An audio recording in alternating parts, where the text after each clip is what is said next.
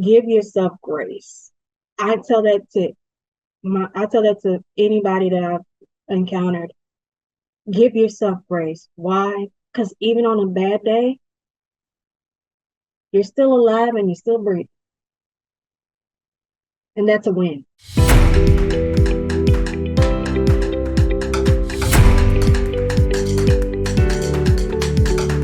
Welcome to Through the Eyes of Survivors. I'm Tara Woodlee, your host, and this is the podcast in which we talk about topics that are important to domestic violence survivor community. And here today I have with me Lauren Hill. She is one of our volunteers here at Break the Silence, and she happens to be our Volunteer of the Year here for 2023. We thank you, Lauren, for coming on and being with us. It's an honor, a pleasure to be here on this platform, and just to have conversation. So this is truly a privilege and honor to me. Oh, awesome! We're so glad to have you. So, Lauren, I would love for you to just share a little bit of your story with our audience. Absolutely. I am born and raised Houston, Texas. Was raised by a single mother, and of course, a series of women, my grandmother and great grandmother. I pretty much I thought I had a pretty stable childhood, if you could say. But as I got to college, met somebody, and so didn't know that this person would be so different, if you will. And so, make a long story short, got married to the person. Things got worse, and so I experienced all. If you, I can say I can experience all of the abuse that is listed, and so I am a 6-year survivor of domestic violence and abuse, and it's been 6 years since I've been divorced. I was running up from this calling for a long time, and so until I guess God had another way of saying, "No, you're not running." Right. And I was petrified, but I said, you know what? Try small. You try little things, and didn't know that that little thing could make an impact so much. And so for me, I really, and I work with students, especially high school and college, that area is where you get the most. Because I was Right. young. I was in my 20s when I met this person, thinking knight in shining armor. But that's the age where we're most in a most vulnerable, open, transparent place where we're open to try things, test the waters. That was me. But at the same time, I had compromised my standards, which I shouldn't. Mm-hmm. But now, 6 years later, I have a shirt literally that says my standards are as high as my heels, and I have very high heels in my closet. I'm 4'11", so I'm short. But all in all, I've learned that never compromise, or the words of my great grandmother, do not discount yourself. And when you discount yourself, you're putting yourself on clearance. So you almost free. And it's like, no, I'm not that. I'm an expensive piece of artwork that that my standards are high. Or in the words of my mama, if you don't come with it, don't come to me. I was sitting there thinking in my head while you were saying that. No, I'm Gucci. Okay. There you go. I like that. I'm not on clearance. That's great. So, when you were leaving, Lauren, what kind of challenges did you face, like leaving your abusive relationship? Identity for one. Mhm. Wondering who I was. The question that really came to my mind for a long time. Who am I? Right. For a long time. Because I was often behind the scenes under a shadow. Don't get me wrong. I'm a social butterfly. I was born this way. A social butterfly, but I was under a shadow for a long time, confined to a box, or Mhm. confined to what people thought of me as a checkbox. And so in my mind, I'm like, then what am I really? Or who am I? and that I was really in a standstill place. And I say this a lot in my healing process. 2 weeks, I didn't come out my house. It was like I didn't want no lights on. I was so afraid to come outside. And at the time before I left, my body was rejecting almost everything, even water. It was rejecting everything. But when I left, it detoxed itself. So for 2 weeks, my body was detoxing itself with no supplementals, nothing. It detoxed itself. But I would say it was more of a spiritual battle and a spiritual detox that I was enduring for Mhm. 2 weeks because I didn't know who I was. I didn't know what I was worth. I was literally just petrified and just still because I said, I don't know who Lauren is. I know that's my name, but I didn't know who Lauren really was or Mhm. really was at the time. And I'm trying to figure out, well, how can I find myself and find Lauren again? And that was difficult because I tell this story a lot that my healing process was like open heart surgery for me. It was like open heart surgery, not physically, but spiritually and mentally was open heart surgery because I had to get everything out that was not good. It's like everything. It was scary, it was brutal, it was honest, but did I want to face it at that moment? No. Because I was so scared. I didn't know who I was. I'm in confusion, I'm petrified. I'm like, what am I supposed to do? What am I doing? So I can tell you that was me when I left because identity was number one. Because I was Mhm. literally like a baby learning how to crawl before I walked. Right. So that's what I can say what that looked like for me. And did you have a financial aftermath too that you had to face in leaving as well? I had no money. Yeah. I had no money. And so, and I may have had like a few pieces of clothing to my name when I left. And talk about starting from the ground up.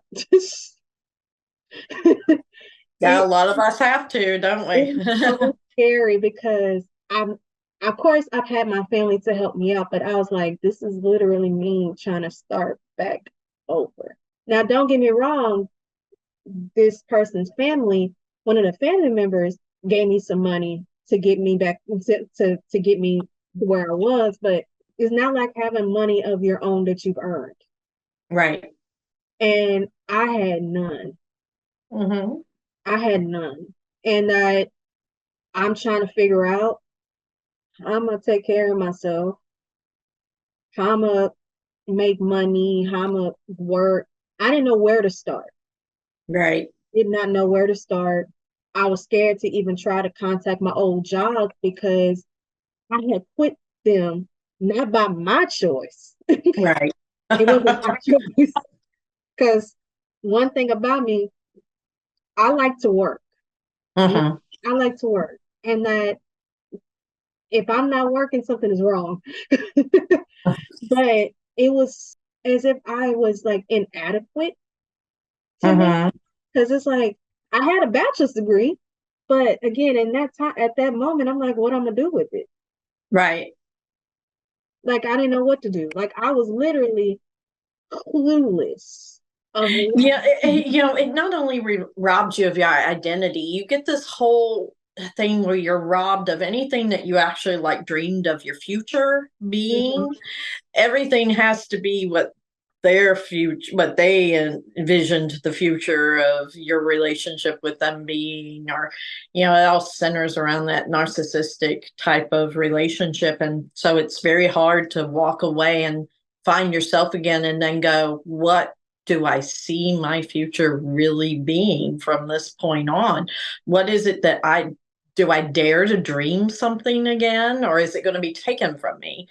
Yeah, I remember experiencing that, and I just and then the heartache of I allowed myself to get to that point. How could I ever allow myself to get to that point? that's a reality that I had to because I had one in that time of just figuring myself out. That's when I came to reality. I have allowed myself to get to this spot. And I dug myself a hole that I have to get myself out of. Mm-hmm. And it was, and yeah, there's a poem called A Dream Deferred, and you're saying that it was like life being taken from you, and it's like a dream that's just phased away. Right. And you wonder to yourself, how did I get here? Mhm. How did I get here? Because even not just financially, I didn't even see myself as beautiful for a long time. Oh, girl, I'm with you there. For a long time. I didn't, it was, oh, I can't even remember, but it was like, it took me a while to get back to even wearing jewelry again, wearing Mhm. makeup every once in a while, dressing up, looking pretty, because you were often conditioned. Oh, you, yes. you were conditioned because because that person didn't want me to look attractive. Mm-hmm. I didn't see myself afterwards as attractive because I was so scared that I might be breaking a lot of rules if I try to make myself attractive. I didn't see myself beautiful. I didn't see myself as pretty. I just like literally I felt from a lot of emotions to motionless and never I thought my future was just like dark and a blur. It was like I was in a tunnel and the light is so far away, I just didn't know how I'm gonna get there. I know there's a Mm-hmm. light. I don't know how much I have to walk to get to the light. And so I'm like, what do I do? How can I get there? I, I, I was, when I say I was green and naive, it was a whole different era that it was just as dark and that trying to find yourself, your own identity, who you are, reestablishing who you got to establish yourself before you even establish independence. Right. Was not, and that was me. I was always independent, but because I was codependent, I was like, I don't know how to get my independence back. Right. It was a strange place, strange, dark, depressing part of my life that healing is hard work. Mm-hmm. When you it's just when you leave, that's making a decision to finally leave, that's hard. Because I left, I kept leaving and coming back at least 12 times. But when I finally said I'm done, the hard work kicks in. Right. You were thinking, oh, I'm gonna get back to my old life. No, it's not the same. It's definitely No, not the same. You've changed. The world has changed. By the time you come out of it, it's almost like stepping off into another country. You it know? was. It really was. Because I was like, even like it may sound crazy, but even the air that I was breathing felt different. Like the weather felt different. And but it was like a weird different. Mm-hmm. Like this doesn't, it was almost like it was very uncomfortable.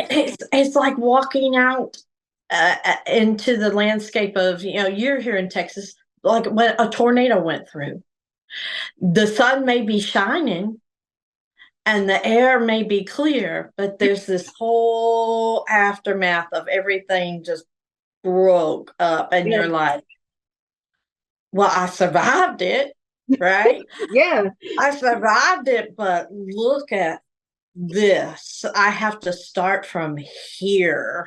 yeah. And so And we for get me, that's always frustrated. been like the analogy I have felt about coming out of my abuse was like, walking out of that into, you know, it's a beautiful sunny day when you walked out of it, but there is a whole, yeah, you got nothing.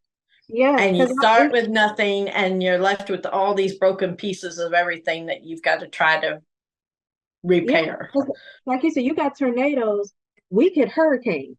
So Mm-hmm. when hurricane season comes around, they tell us to prepare, but we don't know what kind of hurricane we getting. Mm-hmm. We may get flooding and this, or we may get a whole lot of wind. We don't know. But then when the aftermath is the sun is shining, clear skies, this, that, and the other, but then you see all the damages in the road. Yep. You see the houses. You see the aftermath. And but here's the difference between how we dealt with it and dealing with weather conditions. Insurance. Oh, I know who's insured me. And but imagine coming out of that abusive relationship and you don't have no cushion. Right. You don't have that insurance that you can call and you're like, okay, you can do this claim, this, that, and the other, this gonna help you. And you literally gotta pick up the pieces to clean up the damages yourself. And then figure out, now that I cleaned it up, how I start from the ground up. Because the cleanup, it was like a long process. Yes. It was a long process. It was like 6 months to me. 6 months Uh-huh. of trying to clean my own life, do damage control because my name was tarnished. My name was like in mud. I'm thinking to myself, how can I let others know that that's not me? But then I had to think, but is that really is me? You question your own self. You really do. Oh, Because yeah. you're like you're literally are battling what are you supposed to be and who you think you are, and then you're in a boxing ring. Literally, that's how it felt to me. I was in a boxing ring with five of me, and I didn't know who I'm fighting. That aftermath, that healing process, it is no walk in the park. That is no walk in the park. You are in battle. You are fighting for your life, and you don't even know it. But in order to fight for your life, you need to figure out, what am I fighting for? Because at one point I gave up and I didn't even question myself. Should I even go? Was life better with him?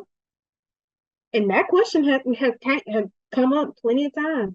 And saying, because every time I would struggle, it was like, maybe life would have been better if I would stay with him. But then, and then I thought about it, I said, nope, because it took me about a week, those first 2 weeks to actually adjust to even sleeping.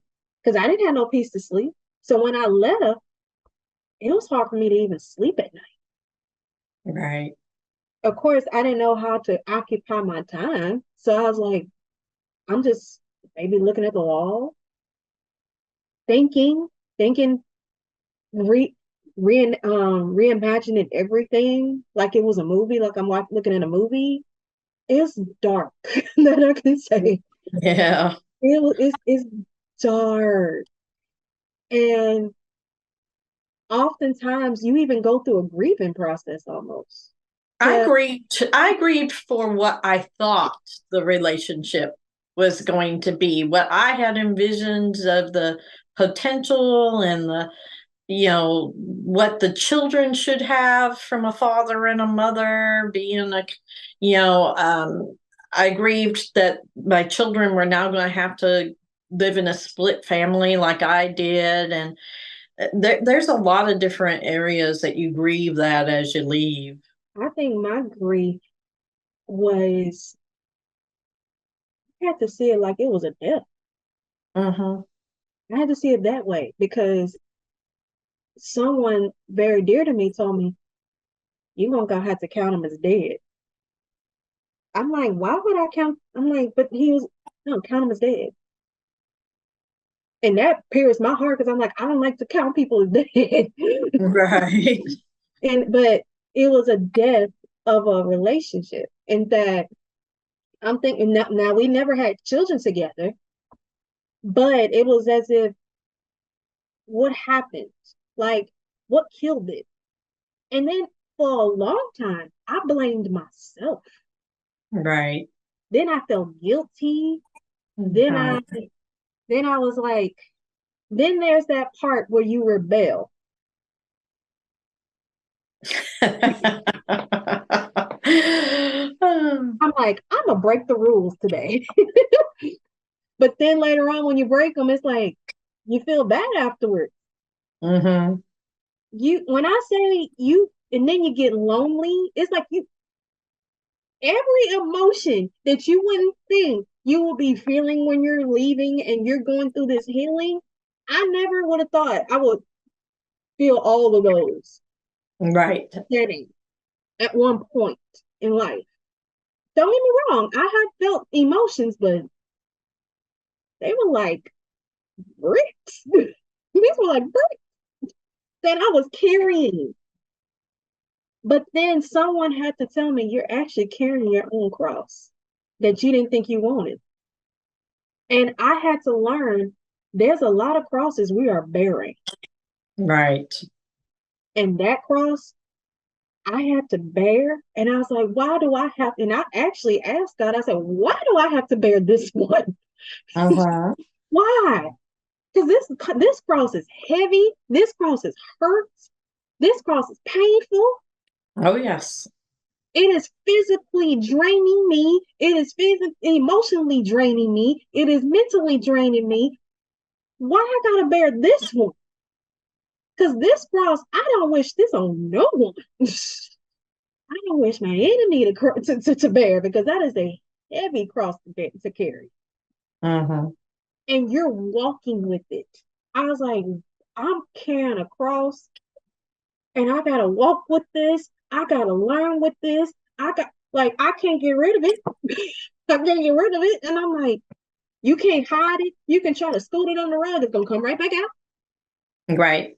That cross is literally just sitting, it's sitting looking at you with a robe and slippers. Like, what we gonna do today? Right.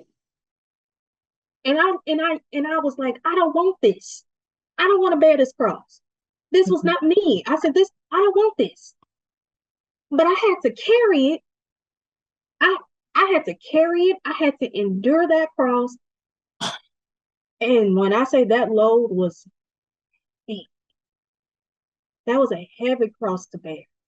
Oh, yeah.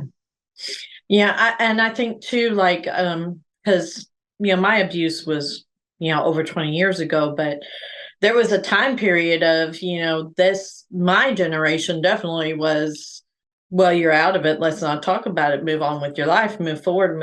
And I'm a big, believer of yes, I'm going to move forward. I'm going to, but at the same time you bury it all in so deep that you don't even realize how it's still affecting you, and it comes up in all these different ways and different places that you did not want it to come up.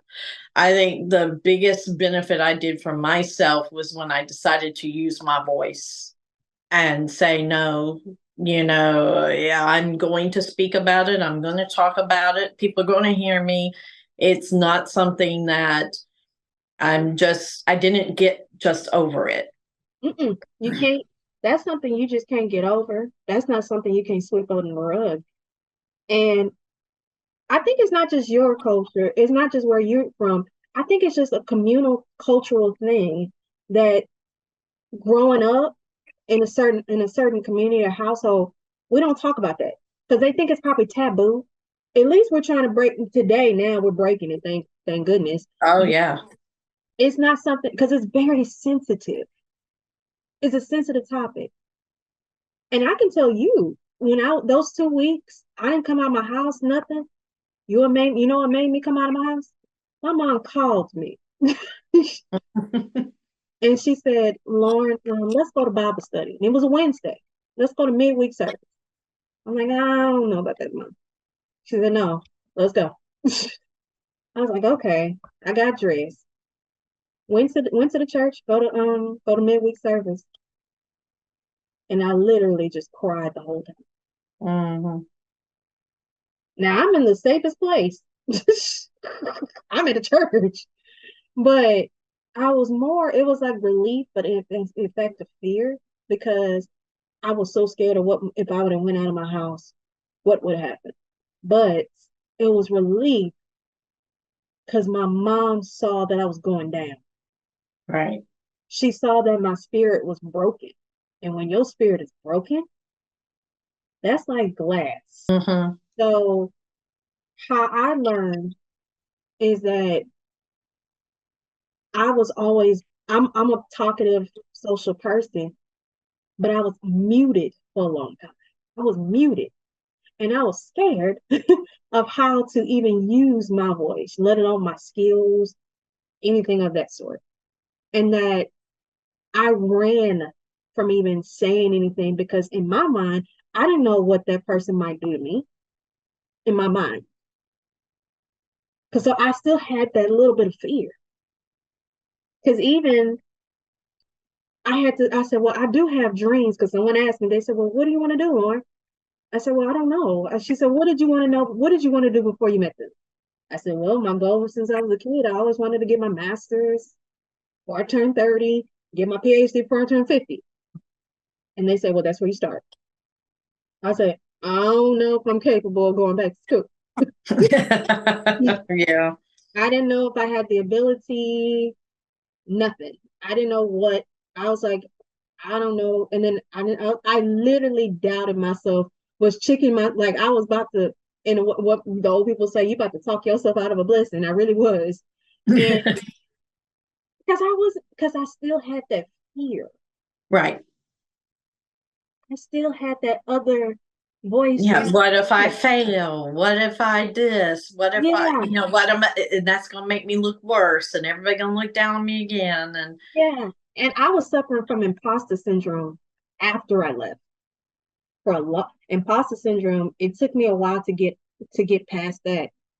And that's where that doubt came in. Because anytime somebody would try to compliment me, I took it as like, okay. I underestimated myself for a long time. Still uh-huh. do, but not as bad. Because in my mind, I'm not doing enough. Or I didn't meet the standard. Because I was Right. being told that you're nothing. You're not going to do nothing. You're not going to achieve. You're not going to go back to school because they're not going to take you. They're not going to accept you. Until eventually I said, you know what?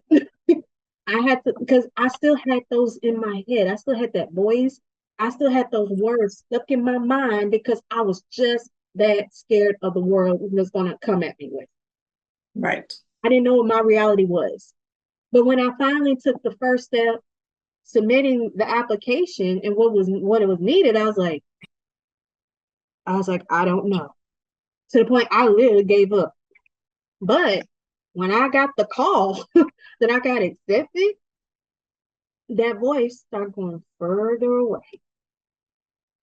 And that's when I knew in order for me to fight for my life again, I got to mute what muted me.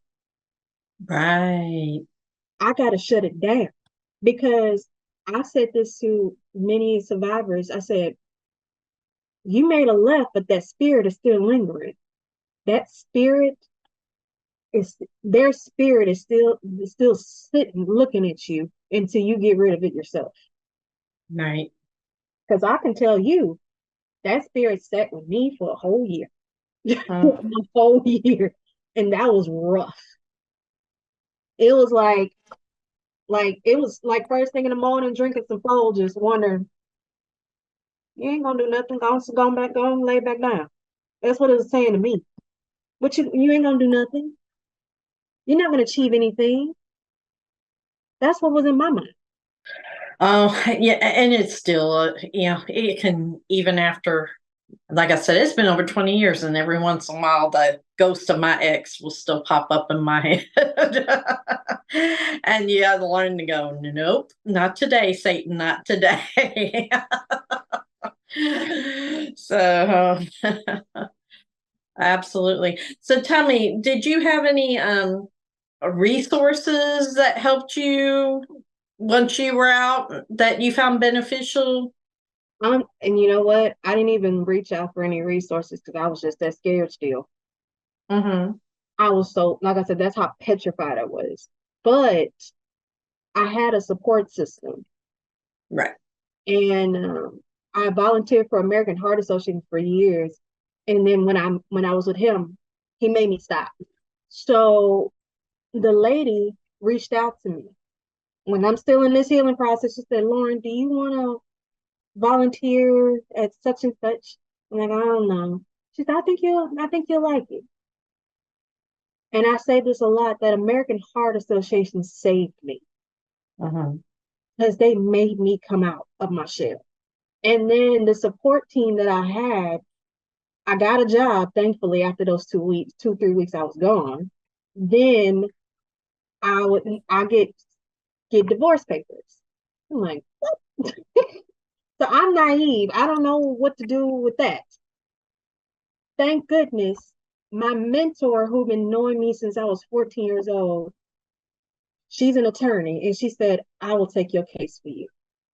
Mm. Because I didn't know what to do. Like I said, I'm naive. I'm green. I don't know nothing. Did I reach out? No, because again, I'm still petrified with fear. I'm doubting myself still. But I can tell you, I had a strong support system that saw me in the worst way possible, because they never see me in that type of way, in that darkest place in my life. They'd never seen it. And then another mentor, she came to me, and all she could do was just grab me, and she saw me in tears one day, hysterical, because I was just that petrified and fear, and I was just I was having a moment, I was having a really bad anxiety. She grabbed me and hugged me so tight, because she, to the point I got myself back together. Then she started praying for me. I didn't ask for this. She just saw me. Uh-huh. And those are the people, that's the support system I can tell you that's still in my corner to this day, that helped me heal Right. and made it very clear, Lauren, you don't have to look, you don't have to feel better today. You may be good today, but you may have a bad day tomorrow. But I'm here even when you think you don't love yourself. So they kept giving me love even when I kept rejecting it, because I didn't love myself for a while. Uh-huh. At one point, I almost hated myself, but they just kept showing love. They kept showing kindness. They kept showing that you're going to do fine. They kept saying positive affirmations. You got this. Don't worry about it. If things were popping off, they can tell. And so I didn't reach out to any resources, physical resources here in Houston, but somebody looked out. And Yeah, that's awesome to have that kind of a support system. A lot of people don't have that. So I know, no, Lauren, you here, what you do for us is resources. You are a resource coordinator. yes. And so I'd like you to talk to people about, the kind of resources they may want to search down in their community, and how we help people with that here at Break the Silence. Well, I can tell you that I would say the first thing of resources, physical resources, is definitely something to do with counseling or therapy. That's number one. Because Absolutely. you're not, because I often tell a lot of resources, you are not walking this journey alone. When you think you're alone, you're not. And counseling and therapy is so essential. It's almost like food and water almost to you in our case. And that if you don't, because I went to counseling therapy, that's why I found out that I have PTSD because of this abusive marriage.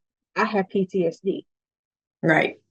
And was I able to accept that? No, until I had an episode where I actually saw, when I finally noticed it, I was like, oh my gosh. And I called my therapist soon after. She said, you had an episode, didn't you? I said, yeah.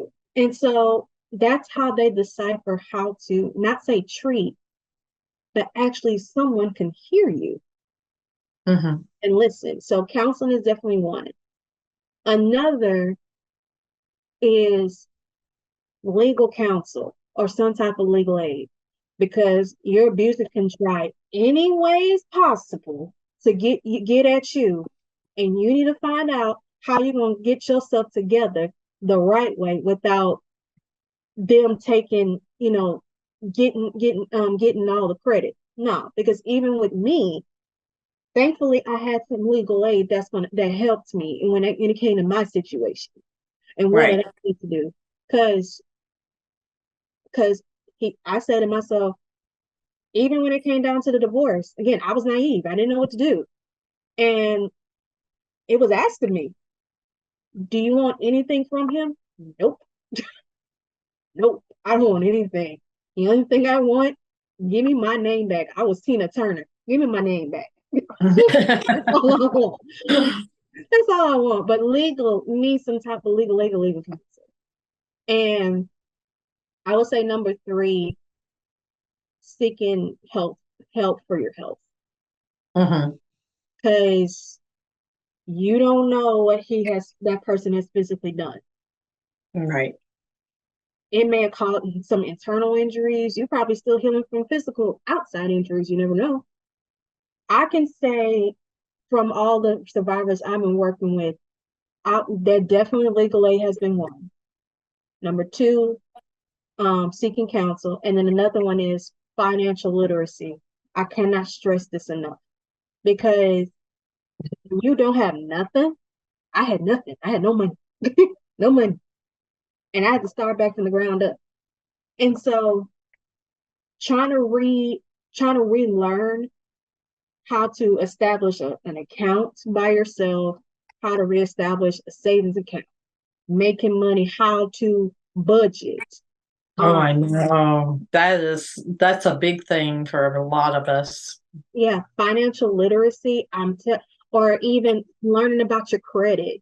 Because even when you leave, you don't know if your credit got messed up when you was in that relationship, and then when you leave, you find out your credit for you like, where does this come from? And so, re- financially, financial literacy is so essential because you're pretty much relearning how to you're reestablishing yourself and Right. managing your own money because you depended on one person managing your money, but then you weren't getting the money that you were supposed to get. No, and even to like today, how I manage my money, I'm very careful who I give my money to. Of course, I pay my bill. Number one, I pay my tithes to the church. Then I pay my bills. Right. But yeah, but those are the top three things those top three resources that a lot of the survivors we in this whole entire year have been seeking. And I would say next to that was be relocation. But Mhm. even relocation, you have to be careful because laws are different. Oh, yes. Laws are different. Laws are different because relocation and you're in any situation can pop off, and that the abuser may say, especially if you got children, Oh, I know. that's another fact. These are different factors that you have to take in account because you don't think that could be a lack of, but it's like, no, it can hit you. It can Oh, hit I know you. it. Yeah. When I So went through my divorce, I couldn't move any further than the adjacent county from where he was. It was a mess. I couldn't leave the state. Hmm. I couldn't leave this. Now, mind you, I had no children with this person, but I couldn't leave the state because of what he told the courts or the judge. And I'm like, I don't know what you, and again, I don't know what you're being told. That's why legally, you need to sit down with somebody legal. Absolutely. Figure out what are your options? Absolutely. Because here's the thing, that person can take anything from you that just to prove a point that you cannot live without them. And so that's why legal aid, you need legal aid and legal counseling. And in the midst of all that, get you some real counseling and some therapy just to keep yourself safe. That's the only way that's going to that because those entities, oh my goodness. Because it drain it drains you. Oh, yeah. So bad. Well, and so many of us who come out of abuse also has to deal with addiction, and there's all kinds of resources out there that people don't even, they're not aware that their communities even have. um, uh, I mean, even the resources within communities a lot of time don't talk to one another. So No. that's part of what we try to help bridge the gap here at Break the Silence with. Yeah. So, like anybody who's watching, we actually have a support line. It's not a crisis line, but it's a support line. And I'm going to give everybody that number. It's 1-855 287 1777.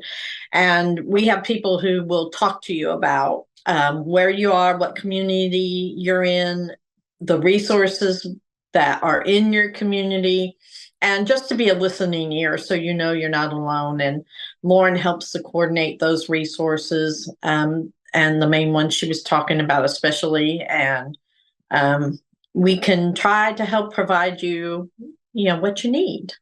So, Yeah. in wrapping up, Lauren, is there anything else that you'd like to let those who are watching know about, as far as like the aftermath of leaving? I mean, in the end, of course, it's worth it, right? It's worth it. If anything, if anyone want to take away, give yourself grace. I tell that to I tell that to anybody that I've encountered. Give yourself grace. Why? Because even on a bad day, you're still alive and you're still breathing. And that's a win. And there's a quote that Martin Luther King said, faith is like taking the first step in a stairway. You're trying to get somewhere and you're trying to get to a place where not only you're financially stable, but mentally stable, you're taking care of yourself. Don't forget that you're still human. you're still human. And that if you don't give yourself grace, you're gonna lose track of your mission, of your purpose, and that your purpose in life is your assignment. So, and you gotta heal yourself properly. And when you heal yourself properly, and I say everything becomes clear, it's clear, crystal clear as day.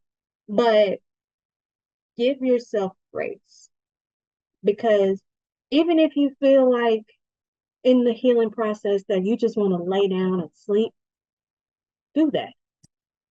That's giving yourself grace. If you just want to cry it out, do that. If you find healthy ways to exert that energy, Right. but give yourself grace. And I've lived by that for a long time, is giving myself grace. And in the midst of giving yourself grace, don't forget to live. Don't forget to live. Absolutely. Because we were, because in the situations we've been in, we didn't know if we were going to see life or death. We didn't know what we were going to see, if we was going to die the next day or what. But now that we're on the other side, we live now. And that we're living life fully, peacefully, and comfortably. So give yourself grace and don't forget to live. That will be my takeaway throughout this whole entire thing. Give Well, yourself. amen. All right. Well, thank you, Lauren. We appreciate you being on. This concludes this episode of Through the Eyes of Survivors. Please check us out. Break the Silence Against Domestic Violence. We're on all your major social media platforms: Facebook, Twitter, Instagram, YouTube. Please like and subscribe, and we will see you next time. Thank you.